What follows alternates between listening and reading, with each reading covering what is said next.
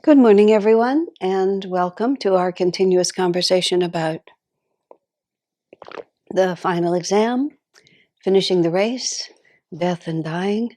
I, I really love this subject. I know some people think of it as morbid, but I just think of it as thrilling. It's like, final exam, that's the phrase that Swami used. Your whole life, you're working to make this life count.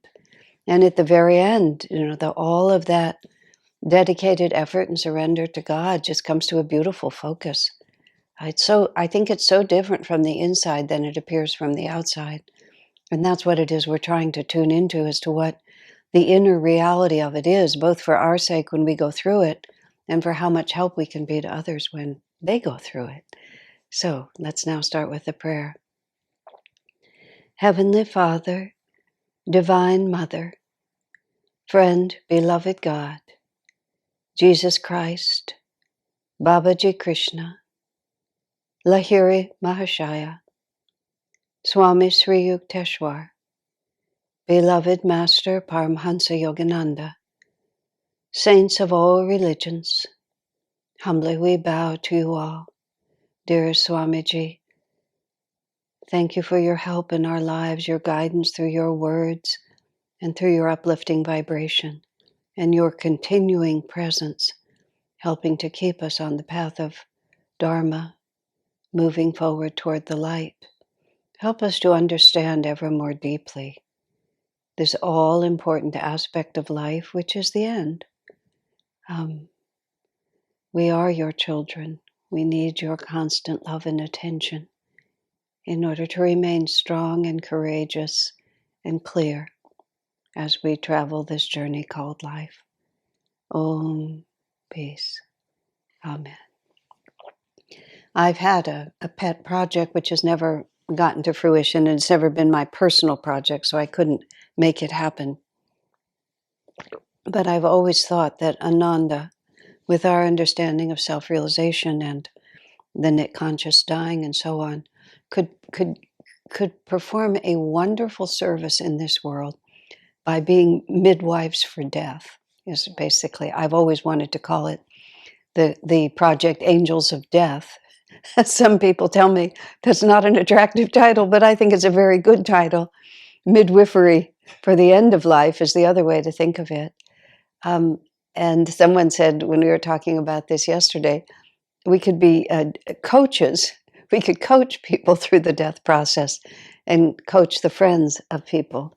Transitions with Grace is actually the best title, and that's the title that Nalini Graeber used for her book, which I highly recommend. I was thinking this morning before we go into the next suggested topics here in Swami's book, that one of the reasons why I know that we can be so helpful, and this is my experience, is because, well, we're not afraid of death. Death doesn't seem like a curse. It seems like a wonderful new opportunity to go on to the next phase. It's like, you're traveling to a country you haven't visited for a while. But when you get there, you'll realize you speak the language and the scenery is familiar. And in fact, it's full of people that you already know and love. So it's not even like you're going someplace alone to an unknown spot. But so many people are so anxious about death that, and this has been my experience, if there's anybody in the room who's not afraid, it completely changes the energy of the room. And on several occasions when I've been invited by a family to be there, speaking of Julia yesterday, other occasions where I was with a whole family of a much-loved mother, and they were, of course, it was a very sad and difficult situation, so their relationship to it was different than mine. But I wasn't afraid of the process. And just that calmness just lends a certain wonderful aura to it. One of the most unusual transitions I've ever been part of was this man who was the husband of a woman in our church. And he was not involved, although he was very supportive. He was a very successful man. He loved his money. He loved spending his money. He loved enjoying himself. They had had no children, which allowed him to freely indulge all of his mostly hedonistic impulses. But he was an honorable person. But we had this conversation When he found that there was no physical sex in the astral world, he just decided he wasn't at all interested, which just about summed him up. However, despite all of that, or even because of it, he was a good man.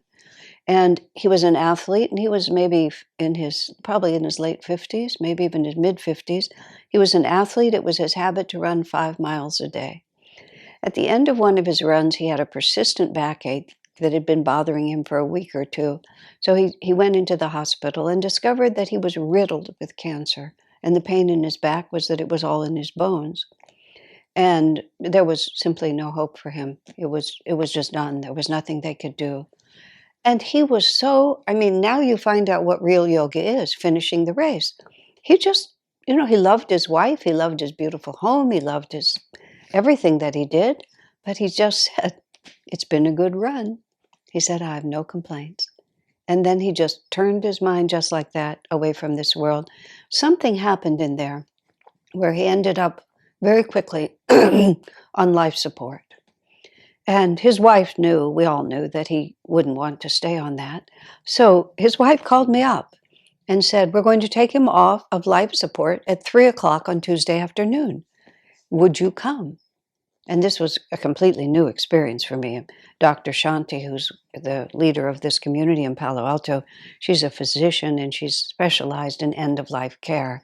She's literally helped hundreds and hundreds of people pass over a 50-year medical career. But this was a unique experience for me, walking into a hospital knowing, I walk in at 2:30 and I know in half an hour this man's, it's like his appointed death hour is in the medical book already. He had been unconscious, but he was wide awake. I mean, completely present and completely cognizant. So it seemed he knew exactly what was going to happen.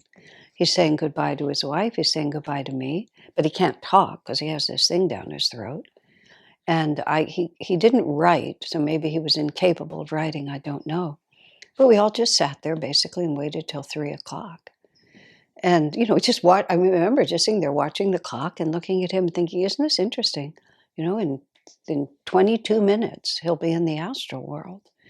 And when it came time and the doctors came in, because this is a medical procedure, they wanted to sedate him. I said, he's perfectly conscious and absolutely calm. I said, why would you sedate him? You don't need to sedate him. I tried to argue for that on the basis of Swami's why not die consciously if you can. But I realized that they couldn't deal with it. The doctors and the nurses couldn't deal with it.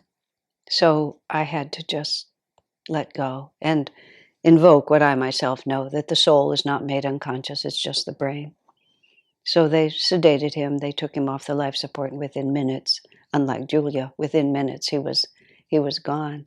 But it was such a magnificent moment because so few of us know exactly when the moment is going to come. And he was just completely calm and completely ready for it. It was wonderful. Now that brings us to the questions that we have here today, which is how much should be expended toward keeping a dying person alive? And nowadays, because babies that are born with serious medical conditions, older people who have serious medical conditions, but how much longer can you extend the life? I heard a very strange statistic that was presented by someone who seemed to know.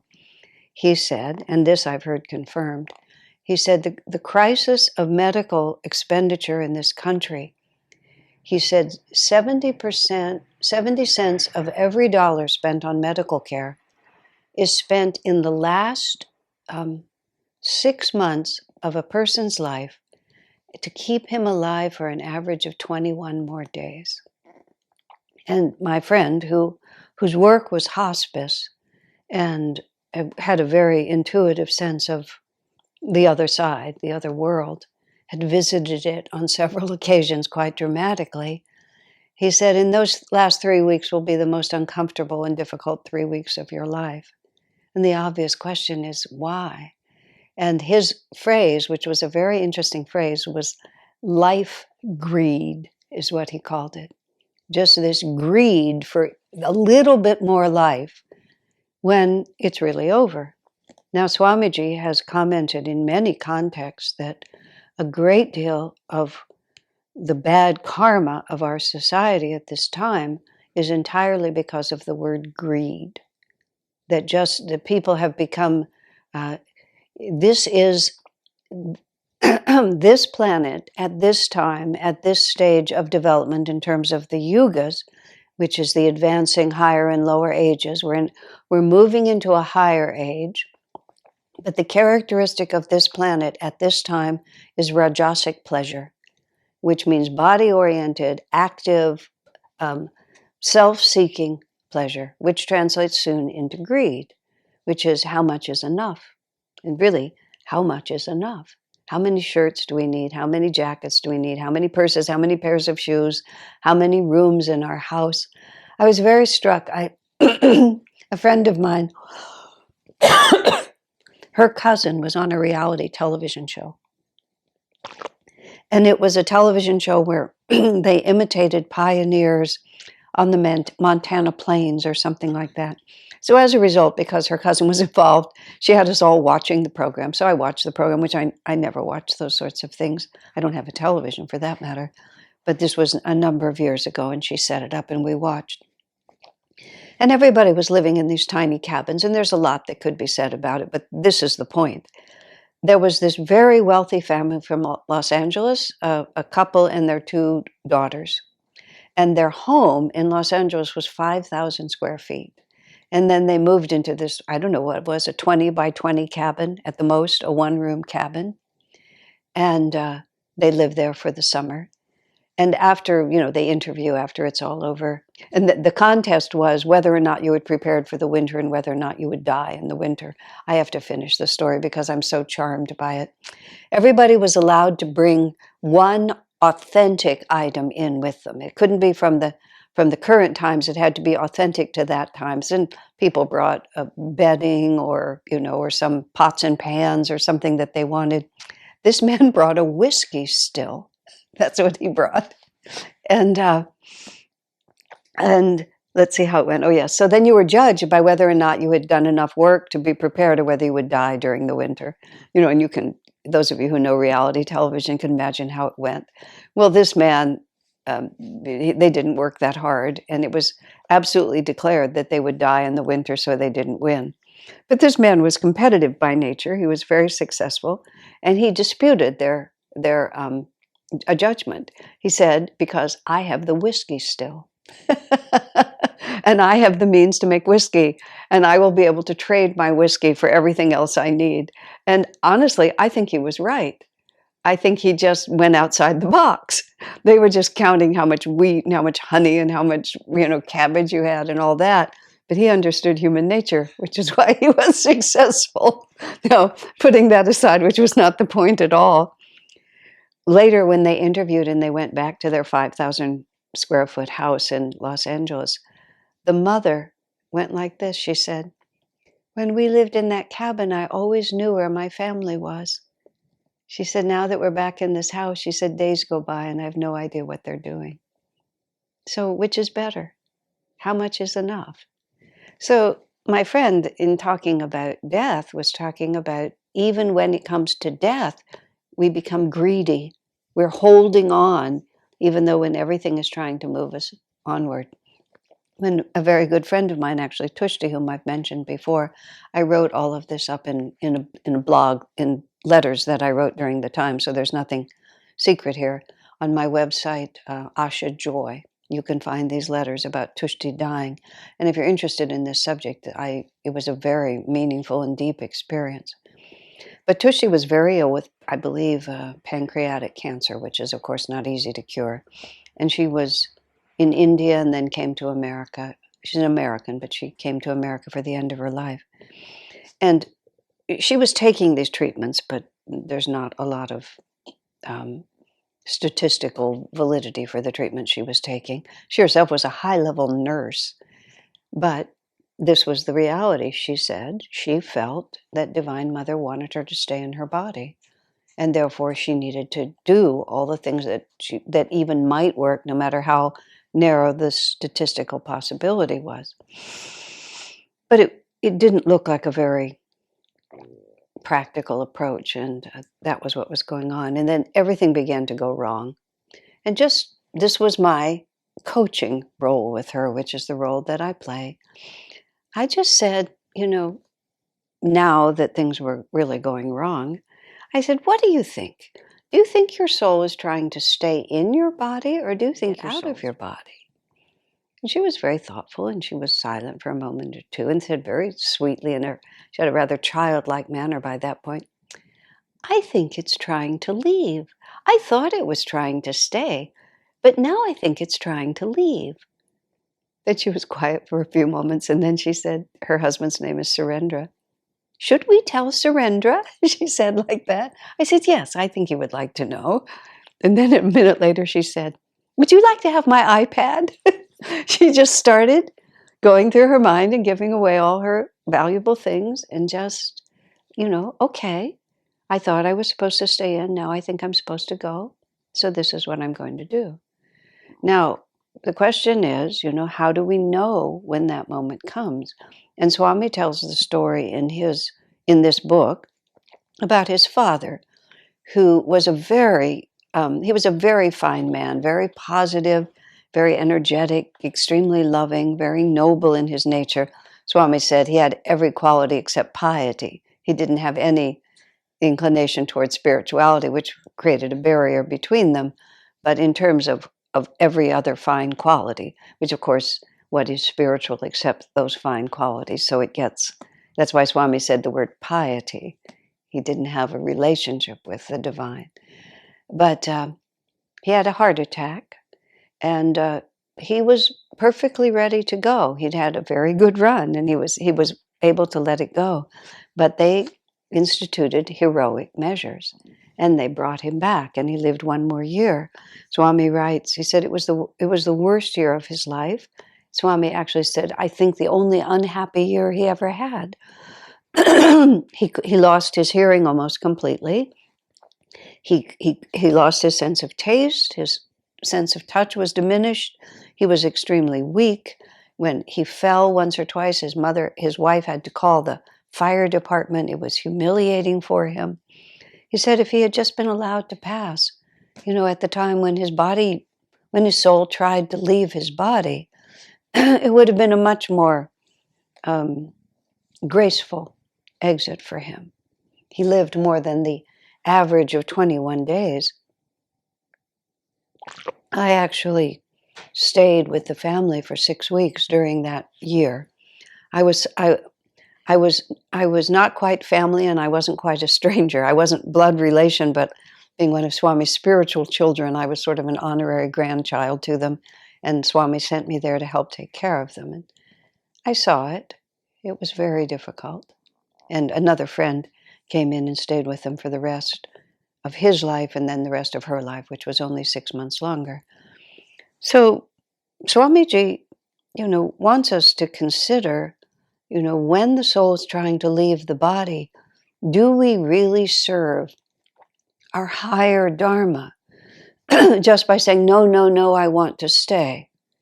And, the financial cost is not always the deciding factor, but it's a clue to us about whether this is a proportional effort, whether these resources should actually be directed in this way, or whether it's just one more way that the divine. Now, don't misunderstand that.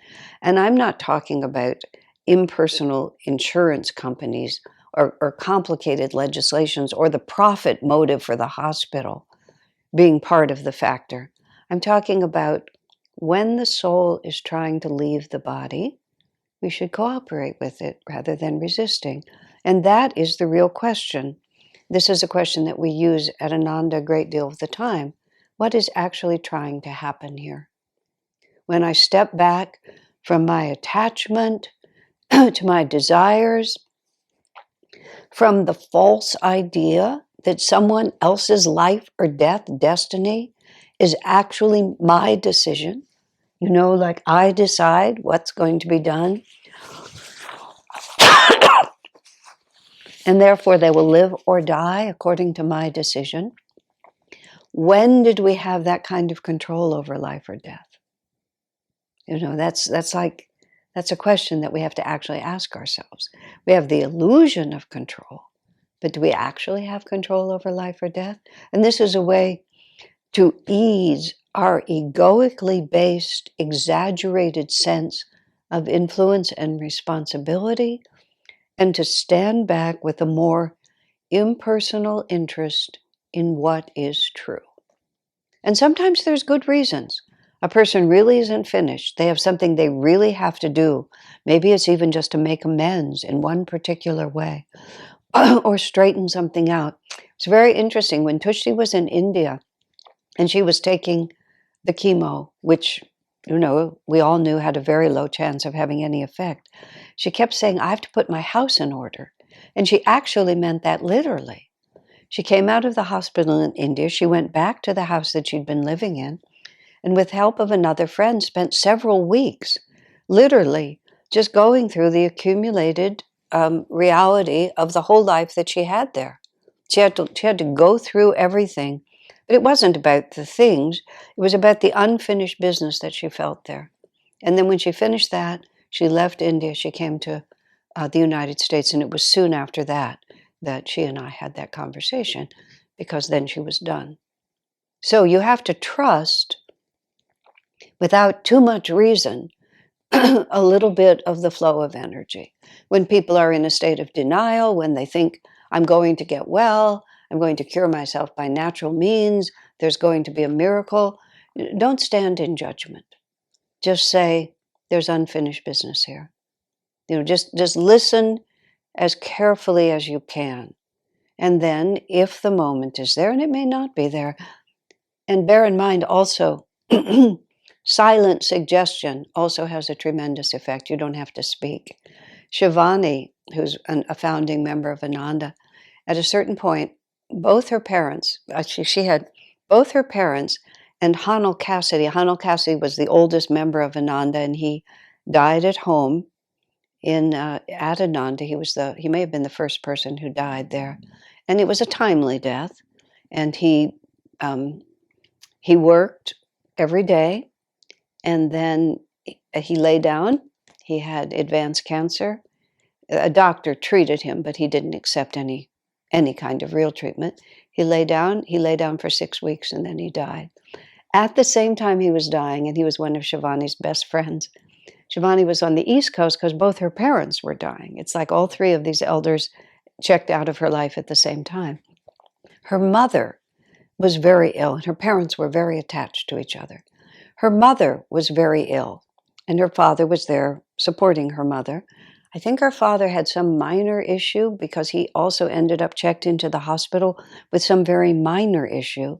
The mother was there dying. They're both in the hospital. Shivani's there with them. We get nothing. We keep getting these prayer requests, pray for Shivani's mother, and so we did. And then all of a sudden we get a request, pray for the soul of Shivani's father, who just died. And when I saw that, I said, no, this is a mistake. It's her mother who's ill. Turns out it was her father, because, and this is how Shivani, and then a day later her mother died. The way Shivani read it, and she was very impersonal about her parents, she said, my mother simply would not leave my father. And my father knew that, and he knew that it was time for her mother to die. So he, in his love for her, just died first. And as soon as he died, she did. Just like that. So there's huge mystery here. You never know what's going on.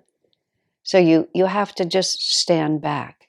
And just to live a little longer is not necessarily anything, because we're going to die soon anyway. Now, Swami balances this with the story of Happy Winningham, which is also in my book, Swami Kriyananda as We Have Known Him. I think that's where it is. And I think it's also maybe included in Miracles and Answered Prayers, also from a different perspective.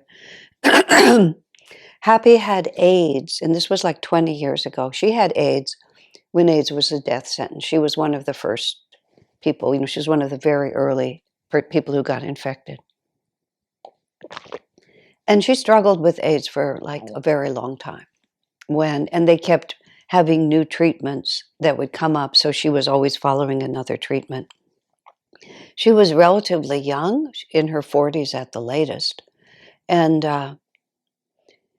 she just kept trying. She was living at Ananda. She was very dedicated to the spiritual path. She was a lovely soul, really a beautiful soul. Happy was her nickname, but it was a good nickname for her. She was from Texas, and she had this accent. When you'd sit down and have a cup of caffeinated tea with her, she would say, "Personality in a cup," is what she called it. You'd have a cup of tea with her, you both get a little caffeinated. All of a sudden, you're so witty and you're so charming. But okay. And she did a lot of really good things. She was an actress and a playwright and a director. She did this marvelous uh, dramatization of what it was to have AIDS. She was a lovely person. But she said to Swami, "Sir, it's like having the bad flu all the time. I'm always having to work against the bad flu." She said there, and she crossed over to the other side and came back several different times in her life. She'd had an accident, a car accident. She'd had encephalitis, I think what it was, several different times. Her fear of death was absolutely zero. She said, "Sir, this is like having a bad flu. They want to give me this other treatment, which is going to have a lot of side effects." She said, "How long do I have to keep trying?" Now, that is a very important question. He said, "Well," he said, "if you die, when you die," he said, you might be fully liberated, but the chances are you're going to have to come back. And you're just going to have a baby's body. Then you're going to be a child, then adolescence. And you're going to have to spend a long time and a lot of effort to bring yourself back to exactly where you are now, to find your spiritual path, to learn Kriya again, to get back with your spiritual family, to arrange your life so you can live for God. You have to go through all of that just to get right where you are now." He said, "So as long as the body still allows you to make spiritual progress, that it doesn't interfere so much that you simply can't keep your spiritual focus. When the body becomes more of a detriment and is so much in the way that you can't focus spiritually, then you should let it go. Until then," he said, it's not efficient to give it up." And she listened very attentively, and she took the extra treatment, and she lived a number of years more. And Swami writes here, and we all saw it, she grew a great deal spiritually by that effort. And even though it was tiresome, and there were many dramatic moments, of near death, several dramatic near death moments in it, she was still progressing spiritually. The body was still more of a help to her than a hindrance. And so she accepted it. Now, that to me is the other side of the question. Is there more you can do spiritually in this body? And when you reach the point where, no, there really isn't any more I can do, then you can let it go. So these are the balance points that we're always talking about. And the balance points, sometimes we have to make that decision for someone else. They might not be capable of making it in the moment. And then we have to be the ones who have the intuition to decide. These are wonderful opportunities. And this is, in a perfect world, we'd all be training for this all during our life, not as a special, sort of cram course at the end, but just as an always ongoing, what are we here for? What is the purpose of life? How does death fit into that? Swami writes this more beautifully, but somewhere in the Rubaiyat of Omar Khayyam, Swami's commentary, it says, since death itself is ordained for every created creature, and God created us, and God ordained that death would be the end of our lives, and God loves us, then the fact that death is where all of our lives are going, it must have something to do with God's love for us. Isn't that a sweet way to think about it? That's how I always look at it. God loves us. He made us. He takes our life at a certain point. This too must be an expression of his unconditional love. God bless you, my friends.